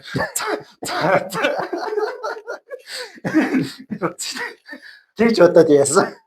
Тэгж бодоод англи хэлээ бүр хэлээ. Толцсон. Бүр хэлээ англи хэлээ судалж ирсэн. Аа. Тэгээ гоё. Ер нь сайн нөгөө нэг сэтгэл готрол яг хөө асуулт нь ойролцоо. Гэхдээ одоо хүмүүс 30 насны хямрал гэдэг янз бүрийн ярьдэн штэ. Тэр үе дээр нэг сэтгэл готрол ордог гэх. Чам тийм үе байжсэн нэг. Хямралтай чамаал ерэн сэтгэл готрол орж ирсэн үеэ яаж гарч ирсэн. Яг тийм үе тулгарч ирсэн. Магадгүй чи сэтгэл готрол юм хөвчлэн одоо бусдад өөрийгөө харьцуулах ч юм уу өөрийгөө нэг л болохгүй амжилт гэх юм чинь өөрийгөө хийж байгаа юм нэг сайн чадахгүй юм байж юм уу тийм иймэрхүү зүйлүүдээс болдог байх гэж боддоо шүү. Тэрнээс үүдэлтэй за одоо би яах вэ гэдэг хүн гацаанд орчдөг шүү дээ. Тийм яг яах хэвээр бол яг одоо ингээ ажиллаа хийгээ явах гэхээр одоо хоёрынхаа өөрийгөө хөгжүүлэх талын одоо юмнууд нь болтгүй ч юм уу тийм өөрийгөө хөгжүүл явъя гэхээр одоо нэг юм хитрхэх завгүй болцдог ч юм уу. Тэгээ голд нь ингэ гацдаг ч юм уу янз бүрээр гаддаг шүү. Тиймэрхүү үеэр ажиллаж байсан. Эсвэл өөрөөр ч юм уу. Яг тэрийг яг даван туулж ирсэн. Хазаар надад нэг гарч байгаагүй юм шиг санагдаж байна. Гарах нөхцөлүүд нь бол бүрдчихсэн. Төстэй үйл явдлууд бол болж ирсэн. Гэхдээ тэр тухайд миний ойлгосон ганц зүйл юу юм бэ? Хоёр зүйл юм бэхээр нэгдүгээр хүн нөхцөл байдлаа бүрэн ойлгоогүй сэтгэл готролд ордог юм шиг байна л шүү. Тухайн нөхцөл байдлынхаа бүх нөлөөлж байгаа хүчин зүйлс өөрийнхөө байгаа байдал, өөрийнхөө чиглэж байгаа чиглэлүүд тэр бүх зүйлийг бүрэн ойлгоход хоёрдугаар нь болохоор Альбаныг асуудалт нэг шалтгаанч том 3-5 шалтгаан. Жижиг 10-15 шалтгаан. Яг зүгээр дундаж харагддаг. Тэр бүх шалтгааныг бодож үзээд жагсааж бичих хэрэгтэй болоор цаасна. Тухайн үед хүн сэтгэлэн гутарсан байлаа гэхэд яг юу яач би юунаас болж зовоод байна. Жагсаа. Том шалтгаануудаа жагсаа, жижиг шалтгаануудаа жагсаа. Яг тэгэл үзэхээр хүн сэтгэл готролт гэж. Урд ялагдчих яваад байхгүй. Ялагдсан шахах тийм ганц 2 3 өдөр гутарч болно шүү дээ. Гутарч байгаа тэгээд хөсөлгөн бичиж үзэж болно. Яг яатсан бол юунаас болж зовоод байна. Яг шалтгаан юу юм. Гэхдээ нэг шалтгаан биш олон шалтгаан байх. 3-5 том шалтгаан, 10-15 жижиг шалтгаан. Тэгээд тэрний төгсөлд хүн тэр сэтгэл готрол орохгүйгээр тэр асуудлыг хийж болно. Сэтгэл готрол гэдэг бол шийдэхгүй байсан асуудал. Явсараа байгаад бүр өдөр нь олдохгүй юм болчихж байгаа юм. Хаанаас нэг хинж тодорхойгүй. Тэгэхээр хэцүү. Үзүүрийн барьж авах боломжтой байгаа дээр хүн шалтгаануудыг жагсаах хэрэгтэй, бичдэг байх хэрэгтэй. Бичдэг байх хэрэгтэй гэж би дахин хэлмээр байна. Ер нь хинч хаанч юу ч хийжсэн. Сэтгэл готролд орсон ч бай, бизнес хийжсэн ч бай, гадаад хэл сурчсан ч бай, гадагшаа явах гэжсэн ч бай, бичих хэрэгтэй. маш сайн бичдэг байх хэрэгтэй, маш сайн боддог байх хэрэгтэй. Тэгжээж л явдаг байх та. Сүүлийн үед ялангуяа их яригддаг болсон. Ер нь бол одоо хүн болгоно өөрийн гэсэн үзэлтэй, би ч гэсэн өөрийн гэсэн одоо үзэл бодолтой байя гэдэг ч юм уу тий. Одоо тэнд хүнийг хандлага гараад ирж байгаа. Тэг өөрийн гэсэн үзэл бодолтой байна гэдэг нь юу вэ? Ажил хийж байгаа үед өөрийн гэсэн үзэл бодол бараг хамаагүй гэж боддог. Нийтээ ирэх ашиг. Тийм компани зорилго, байгууллагын зорилго, үзэл санаа, байгууллагын хийж байгаа үйл ажиллагаа, үйл хэрэг. Тэрний төлөө ажиллаж байна. Өөрийн гэсэн үзэл бодол хийж яриад байгаа нас бас л над жоохон хол санагдаад идэг л да. Яг өөрийн гэсэн үзэл бодол гэж яг юу хэлээд байгаа юм. Яах юм хэлээд байгаа. Одоо чиний бүх сургууль мөрүүлээ ирэхэд яг энэ чиглэлээр явах гэсэн чиний үзлүүдээс болоогүй тэр бол зүгээр төдийлөн дуртай биш мэрэгчлэрээ сурчсан тэл холбоотой. Үзлүүдтэй ямар ч юм уу ч дурны асуудал. Дуртай байгууллагад ороод ажиллаж байгаа бол тэгэл хийж байгаа ажлыг хийгээл юм шүү дээ. Үзлүүд гэж яг юу ярьдгийг би бас ойлгохгүй байгаа байхгүй. Үзэл бодол ер нь бол яг нийгэмд маш их яригддаг юм шүү дээ. Өөрийн гэсэн үзэл бодолтой бай, зорилготой бай, амжилтанд хүрэх тий. Ямар их юм хөвгнүүд байна л да. Тэгээд би ягаад асуугаад байгаа гэхээр чамайг бас тодорхой хэмжээнд миний харж байгаа өнцгөр илүү зөвлөng өөр хардаг гэдгийг чинь би бас мэддэг. Тэгээд философи талаас ч юм уу тодорхой хэмжээнд хариулах юм болов уу гэж бодоод байхгүй. Энэ бол тэр тал руу би чамайг сонирхолтой гэдгийг мэддэг болохоор тийм. Тэгэхээр үзэл бодол гэдэг чинь тэгээд хариулт байхгүй бол юм бол хариулт байхгүй гэсэн. Тий. Би бол стандарт мэдхгүй байна. Надад барыг үзэл бодол байгаа ч юм уу мэдхгүй байна. Үзэл бодол гэж яг юу үзэл бодол гэдгийг эхлээд бодож байгаа дараа нь хүн үзэл бодол бодох хэрэгтэй байна. Ер нь бол зөв гэсэн зүйлээ хийх нь л барыг үзэл бодол юм шүү. Биш үү? Гоо. Зөв гэсэн зүйлээ хийх нь бас арай биш үү? Үзэл бодол гэж юу юм? Мэдхгүй. Үзэл бодол гэхээр жоохон илүү байж магадгүй илүүц. Бас шаардлагатай мөр. Бас шаардлагагүй маягийн. Шаардлагагүй маягийн. Сайн бодоод үзэх юм бол утга нь алдагддаг тийм нэг абстракт хийсвэр зүйлс байна л да. Тэдний нэг. За эргээд одоо хоёлаа нөгөө нэг одоо яг Google-ийн нэг төсөл дээр ажиллаж байгаа шүү дээ. Аха. Эргээд яг одоо юм мэргэжлэр сонгоод юм хийжсэн гой сонирхолтой томоохон ажлууд юм юу вэ? Маш гоё олон ажилласан. Тийм. Үнэхээр гоё болоо. Эндээс хоёлаа сорчлоод гой ажлуудыг юм хуваалцъя. Амар болоо. Яг 40-50 гоё юм ажилласан. Сорчлоод ярих сэтгүүл хэцүү юм лээ. Жишээлбэл айгүй гоё ажилласан. Google-ийн чинь бол надад хэвээр гоё сонсогдож байна. Би 2 жилийн өмнө өнгөрсөн жил ч юм уу? Жилийн өмнө 2 жил юм. Архичид амжилтгүй гэдэг нэг юм. Монголд байгуулагдсны 25 жилийн Баянбаяр дээр орчуулагч авчихв. За олон улсын хэмжээний нээлт гэж заяа дамжуулалттай. Гадны дотноос бас 800-аад орчим ирээд Монголоос 600-700 орчим 1500 степ баринаг дүүргээд тэгээд энд нээлт болж байсан. Тэр нээлтэн дээр орчуулагчаар очихоор болсон байсан чинь архичид амжилтгүй нийгмийн нэг үнэхээр гоё ах. за Өмнө нь намайг дуудаж уулзаад зөвлөөх чинь. Ахын чи бол ингээд сайн орчуулах, муу орчуулах хамаагүй ч буруу орчуулж болно хамаагүй. Гол нь бидний баяр болж байна. Бид тамд баяр. Чи сэтгэл зүрхчин баярлсан хэл байвал хамгийн гоё. Чиний зөв орчуулж байгаа, буруу орчуулж байгаа бидэнд хамаагүй. Бид нар яг л зүрх зүрхээрээ баярлж байгаа, баяраа хуваалцж байгаа хүмүүс хин юу ярьж байгааг бид тоохоо бүгд жаргалтай байгаа. Архинаас гарсан энэ ортой хэрэглэнээс татгалзаад амьдралаа өөдөн татаж явж байгаа үнэхээр жаргалтай амьдарч байгаа хүмүүсийн баяр. Энэ дэр зөв буруу чинь хинч шүүхгүй. Гол нь баярлж гэнэ үү чи эсвэл наацдаргүй байна уу наацтай байна гэршин хүмүүс. Тийм болохоор миний зөв жаргалтай бай. Битгий санаа зов гэж хэлж.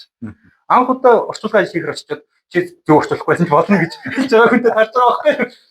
Орчуулахгүй байсан ч болно марк. Чи баярлалаа гэж. Тэгээд тэнд би тэр хүмүүстэй нийгэмдийнхэнтэй 3-4 хоног хамт байж тэр баярын тэмдэглэж болсон. Урьдчилж байгаа ажиллангаа. Тэр хамгийн гоё юм уу? Хамгийн зөндөө гоё юм даа. Амар олон урьдчилж ажиллах их гоё юмнууд гэж сонирхолтой зөндөө юм таарах баг тийм. Их гоё юм. Дандаа шинэ хүнтэй уулзсан, дандаа шинэ салбарын шинэ мэдлэгтэй тулгарна. Тэгээд тухайн зүйлийг яг тухайн мөчд маш хурдтай суралцсан, урьдчилаад бас жоохон судалсан. Тэгээд салбарын л нэрийн гоё мэдээж хамгийн орчин үеийн мэдээлэлтэй ойрхон байдаг. За дараагийн сэдв хоёлаа ер нь бас сүүлийн хоёлааг ярих сэдв юм гадаад сурах талаар. Боловсрал тэр талаас ер нь ярина. Боловсралтай хүн гэж ярьдаг шүү дээ. Тийм боловсралтай хүн гэж хэм бэ?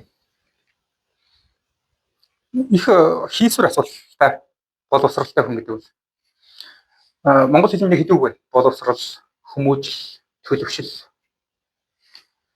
сэхэрл, ухаарл тус бүрт нь ялгаж аваад үзэх юм бол тэгэл дургны бодоод үзэх ойлгомжтой. Боловсралтай хүн гэж нийгэм дээр ганцхан боловсрал ингээд ярьж болчихно. Төлөвшил ярихгүй байна. Ухаарл ярихгүй байна. Гэгэрл ярихгүй байна.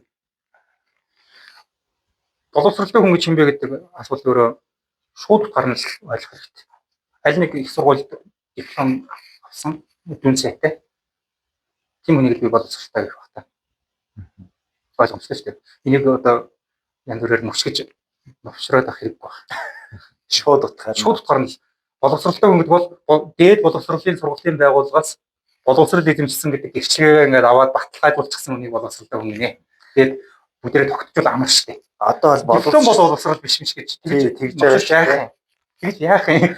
Зүгээр дипломтой бол боловсралтай. А дипломгүй мөртлөө ингээд сайн явж байгаа хүнийг тэр хүнийг одоо үр чадвартай ч юм уу. Эсвэл төлөвшөлттэй хүн ч юм уу. Юу гэдэг юм байгаа. Өөр үгээр нэрлэе. Боловсрал гэдэг зөвхөн тэр дипломт нь үея гэдэг боловсролын сургуулийн байгууллага гэж байгаа шүү дээ. Чадвартай мэдлэгтэй хүн гэж тодорхойлж болох юм байна. Хэрвээ дипломгүй байх юм бол яг тийм амжилттай явж байгаа хүн. Мэдлэгтэй, ур чадвартай, туршлагатай, тийм чадамжтай, боловсралтай гэдэг чинь бас мэдлэгтэй л гэсэн үг шүү дээ. Байж болно. Тэ болно шүү дээ. Их хвчлэн тийм байх шүү дээ. Одоо залуучууд ер нь бол гадагшаа суралцах сонирхолтой болсон байна л да. Тэгээд ихч явж байна. Монголд сурахаас илүү гадагшаа сураад илүү боловсрол эзэмшин ажил явж байгаа шүү дээ. Энэ талтай ер нь юу гэж бодож байна? Зөв гэж бодож байна уу? Буруу гэж бодож байна. Аль эсвэл ер нь бол хаанч сурсан ялгаа байхгүй гэж боддог. Зөв бурууг нь би мэдэхгүй нөгөө зөв бурууг нь мэддэг хүн ховор байх. Хүсээд явж байгаа, хүчлүүлээд явж байгаа. Явсан чигээрээ үлдчихэж байгаа байх. Эргэж байгаа л байх. Энэ дээр зөв бурууг нь хоёр ингэж шүүгээд ярих юм. За яг нөгөө талаас нь хоёулаа ярил л да. Боловсрол гэхээр ерөн хүн боловсрал одоо эзэмшгээр ингээл зорж байгаа бол их сургууль байгаа шүү дээ. Ер нь аль болох одоо сайн их сургууль сурах тусмал одоо хүмүүстээ боловсрал олж авдаг гэдэгт би бол итгэдэг. Тэгэхээр тэнд байгаа сургалтын чанар боловсон хүчин, орчин бүх зүйл өөр байдаг. Би бол энэ тал дээр бол яг хүүхдүүд гадагшаа явж байгаа хүүхдүүдийг бол аль болох ингээд суралцаад өөр орчинд очиод зан чанарын зан төлөв тий. Тэг хүмүүжлөөр шал өөр болдог байх. Магадгүй нөгөө нэг харах үнцгэн ч тодорхой юм өөрчлөгддөг байх гэж боддог байхгүй. Би энэ тал дээр бол гадагшаа явж байгаа залуучууд бол аль болох дэмждэг. Тийм төрлөх. Ямар ч тач Монголд амьдарч үзээд гадаад бас амьдрал үзчихсэн хоёр өөр газар амьдрал үзчихсэн хүний харах үнцэг ихэд томор төлтөө тий. Нэг арай зөв харж ирэх. Жохон тийм давуу талаа гадаад багт. Гадаадын сургууль Монголынхоос илүү сайн уу гэж ярил бас асуудалтай. Манай мөсийн сургууль айгүй сайн. Шүтээсийн сургууль маш сайн. Санхүүгийн сургуулийн сургуулиас их сайн юм байна лээ. Манай Монголын их сургуулийн боловсрол олгож байгаа гэдэг бас сайн. Нэг биш. Яг жоохон олон талаас нь хэмжүүлнэ доогорхон дутуу гарах л байх л да гэхдээ хүнээсээ замаар шүү дээ. Дээрэс нь нэмээд тийм амар муу биш. Гадаадын сургуулийн амар сайн гэж би бодох бол өөрөөсөө Дээрээс нь гадаадын сургуульд суралцж төгсөөд мэргэжил эзэмшсэн хүн чинь тэр гадаадынхаа зах зээл дээр л ирэлттэй мэргэжилтний. Монголд ирэхээр тэр гадаад сурсан зүйл нь зарим нь хэрэглэхгүй. Монголд сурч байсан бол харин Монголын зах зээл хэрэгтэй зүйлсийг мэдж сурч. Дээрээс нь Монголдоо илүү үе тэнгийнхэнтэйгээ танил болж, холбоо харилцаатай болж авч төгсөн. Монголд сурч төгссөн хүний хувьд бол карьерт нь нөлөөтэй. Давуу талтай. Гадаадд сурсан хүн бол Монгол ирээд яг карьерээ эхлэх гэхээр султал бол байдаг. Яг гадаад сурсан ч гэсэн давуу талууд бол байгаа. Хин хэлээс авахлаа. Тэр нь бол одоо Монгол гадаад сурсан залуучууд юм бол гол ялгаж байгаа юм. Яг мэдлэг чадварын хувьд ерөнхийдөө бол адилхан байгаа байх. Нөгөө талдаа давуу тал болж байгаа юм хэл байна. Бас гадны туршлагыг сураад ирсэн болохоор давуу тал болно. Тэгэл бүгдийн жинлээд үзэх юм бол ойролцоол байдаг. Хүн бол алийн хүсэж түүн рүүгээ хамгаж дайшлаад явах хэрэгтэй. Гадагшаа сумаар бол болно. Гадуудлаа зурмаар бол болно. Хүний өөрийнх нь хүслийн асуудал. Хүслийн асуудал. Хүсэл ба хэрэгцээний асуудал шүү дээ. Тэгээд тэрэн дээр бүх зүйл тэрэн дээр гарч ирж байна шүү. Өөрийгөө нэг стрессэдүүлээд авах хэрэггүй гэсэн үг л дээ. Гадагшаа чадахгүй бол тэгэл чадахгүйгээр Монголд сураад төгссөн дээр. Би сая чамд болохоор бас нэг сургуульд өнөөдөр мэргэжил сонголтын талаар бас зөвлөхөх уулзсан. Хичээл авсан. Тэн дээр яг ямар агуулгатай ер нь мэргэжил сонголтын талаар. Тэгсэн. Тэн дээр угаасаа л тодорхой зүйлтэй мэргэжил сонголт бол баг энэ баг үнэн гэж би бодож байгаа. Жим Коллинсийн санаас агуу дэвшгүйгээд ном. Тэн дээр дарааны концепт гардаг. Тэр нь болохоор альва зүйлийг хийхдээ 3 шалгуураар шалгаж байгаа. Харьцангуй сайн чаддаг. Маш дуртай. Нийгэм эдийн засгийн ашигтай.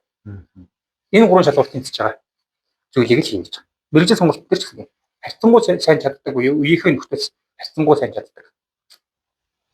Сайн чаддаг нэг 20% нь багтдаг юм. Тэснэ маш дуртай. Би өөрөө тэндээ дурсны хэрэгтэй. Имэд нийгэм эдийн засгийн ашигтай. Нийгэм эдийн засгийн ашиг гэдэг бол нийгэмдээ сайн өгөөжтэй бөгөөд мөнгө олж болдог. Тийм л мэргэжлийг мөн сонгох гэж. За наадах ч ойлоо жоох нэг гүнзгий орё л та одоо маш сайн чаддаг гэдэг чинь одоо жишээл ахлахангийн сурагч зарим нь яг хичээлдээ үнэхээр сайн байх болно тий. Нөгөө тал яг тухайн мэргэжилтэй холбоотойгоор одоо чаддаг зүйл гэсэн юм уу гэсэн үг юм уу эсвэл яг тэр мэргэжлийг сонгоход хамгийн чухал хичээлийг сайн одоо хичээлдээ сайн гэдэг утгаар тэр хичээлийг утгаар нь суулгах та. Тэр мэргэжлийг эзэмшгээр сурч байгаа нэг сүүл хичээлтэй сайн харьцангуй сайн гэж маш сайн биш. Тэгэхээр чиний хувьд бол яг ийм мэргэжил бол эргэлттэй гэхээс илүү яг сонголтын дээр үргэлжлээд нэг ийм 3 зүйлийг анхаарч үзье. Өөрийнхөө харьцангуй сайн чадж байгаагаа дур сонирхолтой байгаагаа тэгээд тухайн зүйл нь бас эдийн засгийн нийгмийн ашигтай юм уу юм. Түүнээс одоо хүмүүс бол за ер нь бол хэдэн он хүртэл ийм мэргэжлүүд эргэлттэй байх юм байна. За энийгээ сургууль дэвшгүй гэдэг байдлаас нь өөрөх нь өрөөсгөл. Тэр бол өрөөсгөлээс илүү буруу байхаа. Би тэр архитектурын мэргэжлэр явж байхад бол би эрэлттэй гэж эрэлттэй байх юм байна. Тэрээс нь би харьцангуй сайн чадчихсан. Гэхдээ дургүйсэн. Тэн дээр ер нь хүүхдүүдээс янз бүрийн одоо яг энэтэй холбоотой асуулсан. Хариулт гоё асуулт. Гоё лээ хүүхдүүд. Яаж би одоо жишээлбэл за би үнэхээр математиктэй сайн асууж илээ хүүхдүүд. Яг юуг хамгийн сайн чаддгийг мэдэхгүй байна. За тийм. Тэгээ юунд дур сонирхолтой байгаас мэдэхгүй байна. Олоогүй байна. Яг л тийм өсвөл байдаг шүү дээ бид нарыг 10 жил төгсөж байгаа үед. Яах чарахгүй шүү дээ гэж байгаа хүүхдүүдийг одоо яах вэ? Тийм шүү дээ. За. Чиний дөрөв ярьдаг тэр хан шиштэй нэг минут зогсоод шиг тийм л юм үлсэн. Зүгээр гэрт очиод гар утсаа хол тавьж байгаа. Их юм хүн үзэхгүйгээр нэг самтал дээр суугаад ирнэ. Би одоо яг хин гэлээ юу болж байгаа хэлээ гэж бодох хэрэгтэй сайн. Өөрийгөө сайхан чагнаад. Тэгээд ойлгож байгаа өөрийгөө. Ойлгохгүй бол яг ойлгохгүй ойлгох хүртэл суу. Тэгээд дээрэс нь тэр Red IQ гэдэг Америкийн их улсын үйл хөдлөлгөөний салбарын тэр бүтэн тэр ахын бас нэг зөвлөгөө байдаг шүү дээ. Тэр ах бол гэсэн нэг сурвалж шалс баг. Таны намжилтын нууц юу гэсэн чинь бэлтгэл байна. Бэлтгэл гэж та юу хэлж ингээд сурвалж асуусан чинь би өглөө 20 минут, орой 20 минут юу ч хийхгүй суудаг. Бүгд нэр очоод юу ч бодохгүй. гоо бодохгүй ш, юу ч хийхгүй гэж. За. Юм бодно. Юм хийхгүй юм сонин уншихгүй, ном уншихгүй, буцаа оролцохгүй, янз бүрийн юм хийхгүй, хүнтэй юм ярихгүй. Зүгээр суухад тухайн өдрийнх нь зүйл бодож ирэх. Амьдралын нөхцөлөд өртөн бодоод 20 минут. Өглөө 20 минут, орой 20 минут. Тэгж суух тэр дадал маань миний амьдралыг маш эмхтэйстэй, маш үр дүнтэй байлгадаг гэж хэлж байна. Тэгж бодож байхдаа тухайн хүмүүрх нөхцөлийг ойлгож байна. Би хин гэлээ, цаашдаа ямар авах, яах гэж байгаа юм. За ихний нэг оролдоор юу ч орж ирэхгүй гэж байна. 3 4 5 дахь дээр нь тодорхой хэмжээнд оюун санаа цэгцрээд ирж байна. Тэгээд тэр 10 жилийн хүртэл би тэрийг л зөвлөсөн дээр нь сайн ингээд бодох хэрэгтэй. Утсаа бол гэж байгаа. Гадны мэдээлэлээс ингээд тус гаргалж байгаа өөрийгөө. Тэгж аваад юу ч хийхгүйгээр ингээд суугаад үзэхгүй юу. Өөрийгөө нэг л мэдэд ойлгоод эхлэх байх. Хүн дургу зүйлдээ хүчлээд сураад амжил гаргасан тохиолдол юм хэр бол аав ээж юм лөө найз нөхдөд юм лөө мэдгүй наа. Мэдгүй юм мэдсэн шнэ. Чам шиг нөгөө нэг эдийн засгийн хичээл дээрээ юу батсан шиг ямар онцлог алдагдсан боломжийн өртгийг ботсон шиг яг тэр өртгийг тооцоод үзсэн чинь яг нөгөө нэг сонирхолтой мэрэгчлэн ашигтай байвал магадгүй бүр цаатлын үр ашгийг нь тооцож үзэл сурвал сурах байх тийм. Мөнгөний төлөө амьдрахгүй шүү дээ. Гэтэ чи анх тооцоод хийхдээ үр ашгийг нь тооцоод байсан. Хүмүүс мөнгөөр хэлсэн болохоор би тэр тооцоог хийж үзсэн. Яг өөрөө бол орчуулагчтай хиймээр байсан л та. За. Өөрөөр хүсэл сонирхол байсан. Тооцоолон хийсэн чинь бас тэрийг нь батсан. Миний хүсэл бол дуртай зүйлээ хийх. Хүмүүсийн хүсэл бол намайг орлого сайтай ингээд амьдралаа аваа явуулчихсан гэж хүссэн. Тэгээд тэр миний хүсэл хүмүүсийн хүсэл аль аль нь зөөр юм аа гэж батлах гэж. Хийж үзээд батлагдсан ашгүй. За. За ерөнхийдөө хоёулаа яг дуусч байна. Тэгээд яг нуур зөвш бол одоо орчуулгын чиглэлээр мэргэшиж байгаа эсвэл тийм орчуулгатай холбоотой юу гэдэг багш ч юм уу тийм. Англи хэлний багш хамаагүй. Ер нь орчуулгатай холбоотой чиглэлээр мэргэшиж байгаа хүмүүсийн хувьд ер нь бол амьдралаа аваа явуучих хэмжээний орлого санхүүгээр ноль боломжтой. Нуур зөвшөөрөл ер нь дундаж орлого юм. Хаана ямар орчуулга хийж байгаагаас хамаараад хүнээс хамаараад амьдралд хүрэх хэмжээний орлого авах болоод амьдралд хүрэхээс нэг 2 дахин 3 дахин гэж болдог. За сүүлийн асуулт нь болохоор яг одоо амьдралд чинь нэг номыг уншаад нэг ч юм уу хийчих номыг уншаад хамгийн их нөлөө үзүүлсэн ном юу вэ? Энэ бол хүмүүс санал болгох ч гэдэг юм тийм талаас. Тэгээд яг ямар утга агуулгатай байсан бэ? Одоо тэр хүн улс төрч хүн ч гэсэн одоо хэлчихээ. Тухайд улс төрд ороагүй байсан. Галбуул гэдэг номыг биччихсэн. Ганбаатар гэдэг сайн хөвгийн. За. Галбуул гэдэг номыг уншиж үзэхэд бол яг миний ил бодоод байгаа зүйл бас даалд байгаа зүйл хоёрын хооронд холбоог ойлгож ирсэн л дээ. Тэр над хамгийн их нөлөөлсөн 10 жилдээ уншижсэн.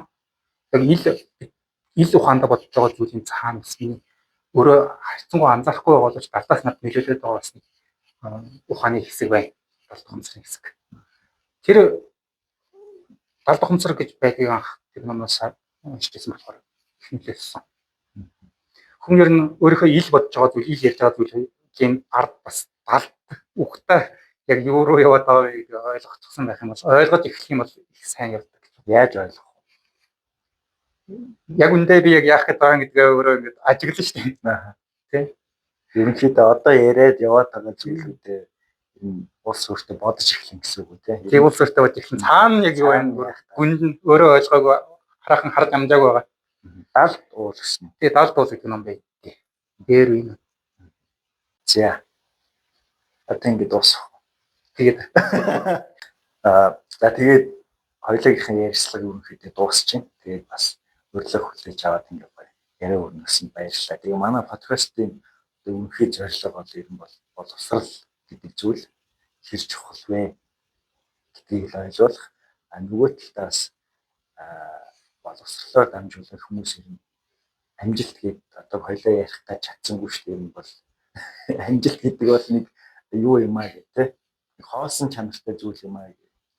Яг боловсролоо дамжуулаад хүний тэр амжилтанд одоо хүрч болох одоо сайн сайхан амжилт болох тэр зүйл боловсрол хэд нөлөөлдөг вэ гэдгийг хэдэн гаргаж ирэх зорилготой. Чиний хувьд боловсрол одоо сурч бичсэн зүйл чинь бол амьдрал чинь ямар хөө байдлаар нөлөө үзүүлээ явж байгааг бодож байна.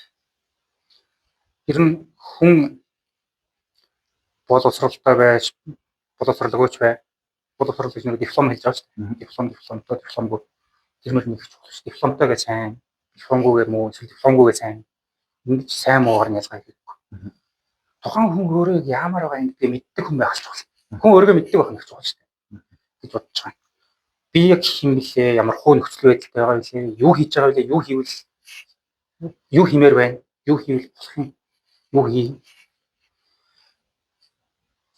Өөрийнхөө амьдралын нөхцөл байдалтайгаа зүйлсээ ойлгоод, өөрийнхөө өмнөх ажлаа чанартай хийгээд улам илүү сайжруулаад явж байгаа. Дургүй байгаас солиод дуртай ажлаа хийгээд илүү сайн хийгээд тэгээ явж байгаа тэр л чухал болохоос биш. Боловсрол, амжилт, зорилго гэмэт зүйлс бол айгүй өрөөсгөл хийсвэр болох бүгдээрээ. Тухайн хүн өөрөө яг хин юм бэ? Тухайн хүн жаргалтай амьдарч чадчихна уу? Тухайн хүн өөрийнхөө амьдралдаа сэтгэл хангалуун байна уу? Сэтгэл хангалуун байхын тулд тухайн хүн юу хэрэгтэй байна? Сэтгэл хангалуун амьдралаа бүтэхэд бол магадгүй их сургуулийн диплом хэрэгтэй болж болно. Их олон хүн хэрэгтэй. Тэгвэл авах хэрэгтэй хэрэг. Диплом авахгүйгээр хангалуун амьдарч болж байгаа бол тэргээрээ л амьдрах. Гол нь хүн чинь боловсролын төлөө амьдраагүй. Амжилтын төлөө амьдраагүй, зорилгын төлөө амьдраагүй.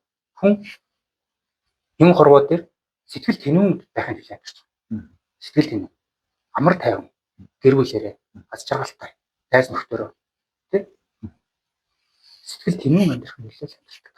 Болохоос биш бусад зүйлс бол хоёр дахь асуудал. Тэр сэтгэл тэнүүн амьдралд нь хүргэж байвал сайн. Хүрэхгүй бол тэрийг соох хэрэггүй. Тэгвэл яг дүгнээд эхлээд хэрэгцээ хүслээ тодорхойлоод за яг тэрэнд хүрэхэд одоо жишээл хоёлаа яриад байгаа юу хэрэгтэй юм те диплом хэрэгтэй юм уу?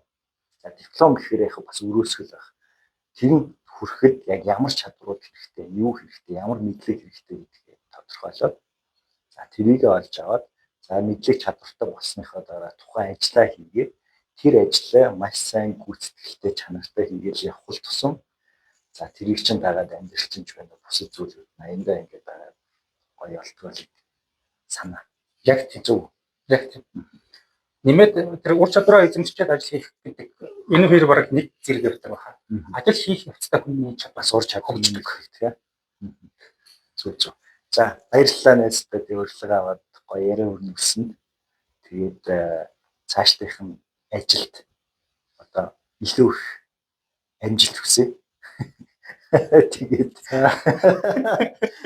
одоо ажиллаж байгаа тэр бас Монголын хувьд энэ Google дээр одоо ажиллаж байгаа төсөл бол Монголын хувьд магадгүй энэ технологийн салбар руу энэ одоо Монголоос гарч байгаа энэ зүйл бүтээгдэхүүн ч юм уу эсвэл гаднаас Монгол руу орж ирж байгаа бүтээгдэхүүнүүдийн чанар одоо хэвлэгчд хүрэх одоо мэдээлэл илүү сайжирна гэсэн үг шүү дээ таны төсөл тийм. Тэр ажилд нь илүү их амжилт хүсье. Тэгээд баярлалаа. Баярлалаа. Та одоо сүүлийн үг байх вэ?